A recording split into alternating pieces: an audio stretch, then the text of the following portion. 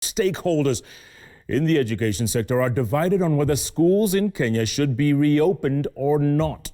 The Kenya Union of Post-Primary Education Teachers, KUPPET, is recommending partial reopening of schools by readmitting KCSE and KCPE candidates and final year students at universities and colleges. But the Kenya Primary Schools Heads Association, KEPSHA, is of the view that schools should remain closed at least up until September.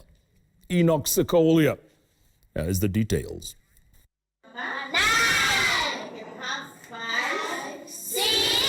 Whether to reopen schools or not has been a subject for debate for some time now. But the key question remains,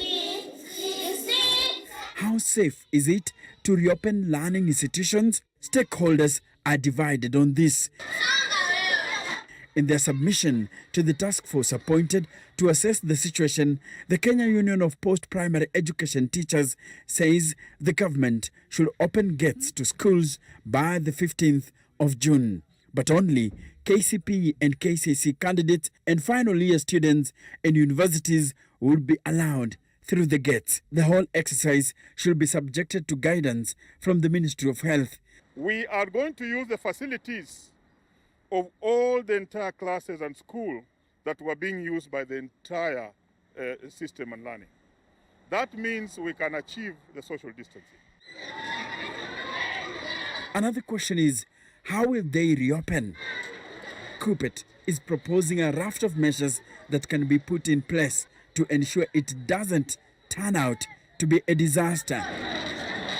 KUPPET says the government must ensure provision of running water to institutions that do not have it, lunches for standard 8 pupils, and limit contact with non-school service providers. The schools should be facilitated with water bowsers and tanks to provide increased sanitation, continuous provision of face masks to all teachers, students, and staff in school, testing all teaching and non-teaching staff members before the reopening, and inducting the teachers on COVID-19 related life skills to be imparted to the students.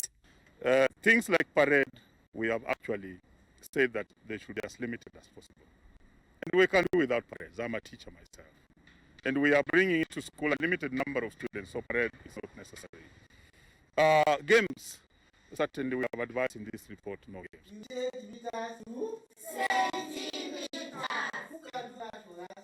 But the Kenya Primary Schools Heads Association is opposed to the idea of reopening schools soon. The association is of the view that learning institutions remain closed till September, and depending on the situation, then resume for 2 months to finish term 1. For KEPSHA, the second term will run from January 2021 to April, and the third term will begin in May to July 2021. The head teachers are suggesting that KCPE, KCSE, PTE, KISE, and all other national examinations should be conducted in July 2021 and every year. In its submission, KEPSHA maintains that learners use the same dining halls, dormitories, classes, parades, and playgrounds, and would all therefore need to be quarantined in case of COVID-19 outbreak. Kenya's school-going population is about 15 million, which is a third of the country's population. KEPSHA's fear is that should there be an outbreak of COVID-19 in schools, children could turn out to be super spreaders. They are also calling for fresh admissions based on counties to ensure no pupil nor student should cross from one county to another. Head teachers are also of the view that teachers should be ported within their home areas to avoid spread of COVID-19 from hotspot areas. Enoch Sekolia, Citizen TV.